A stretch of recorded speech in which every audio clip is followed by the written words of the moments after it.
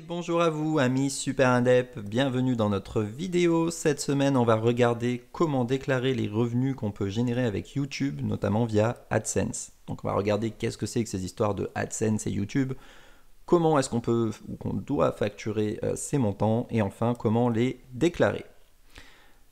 Google AdSense, alors pour ceux qui ne le sauraient pas, YouTube ça appartient en fait à Google et une façon du coup de gagner de l'argent, c'est notamment ce que font beaucoup de YouTubeurs, beaucoup de streamers en fait au sens large. Alors les streamers en général récupèrent des revenus de plusieurs plateformes, du coup ce que je vais dire aujourd'hui est en général vrai pour toutes les autres plateformes, ça dépend juste dans quel pays se trouve leur siège social et donc qui va vous facturer. Aujourd'hui, on va vraiment prendre l'exemple de Google et de YouTube, un cas très concret. Donc YouTube, il faut savoir que si vous avez énormément de vues sur vos vidéos, ils vous proposent de vous rémunérer, tout simplement, puisqu'en fait, eux, ils font payer les vidéos qui passent, et donc ils rémunèrent du coup les plus gros influenceurs via ce qu'on appelle donc du AdSense, c'est-à-dire que si vous avez un certain volume de vision, et ben du coup, ils vont vous rémunérer. C'est aussi simple que ça. Mais il faut savoir que quand ils vous rémunèrent, ils ne peuvent pas vous rémunérer comme ça. Enfin, si vous êtes un particulier, typiquement, ils ne peuvent pas juste vous donner de l'argent et on n'en parle plus. Puisque vous percevez des revenus, il faut évidemment non seulement les facturer, mais aussi les déclarer. Donc une façon simple de faire ça, par exemple, si vous commencez à être influenceur, que vous commencez à toucher des revenus de Google, c'est potentiellement de monter une auto-entreprise, par exemple.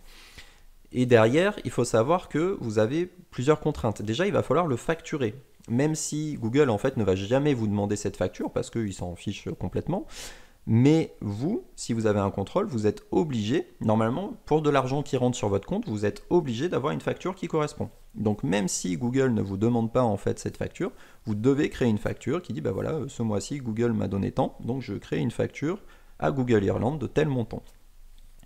Et comme Google, actuellement en tout cas le siège de Google en Europe se trouve en Irlande, du coup c'est un pays de l'Union Européenne, et du coup quand vous les facturez, vous devez faire apparaître votre numéro de TVA intracommunautaire.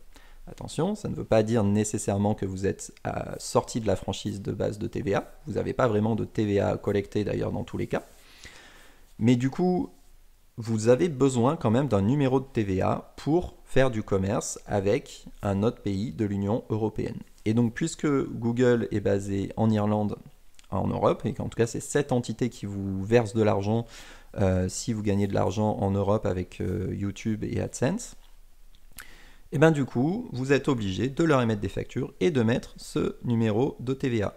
Et en plus, comme c'est un pays de l'Union Européenne, vous êtes également obligé de remplir une DES, donc une déclaration européenne de services, tous les mois.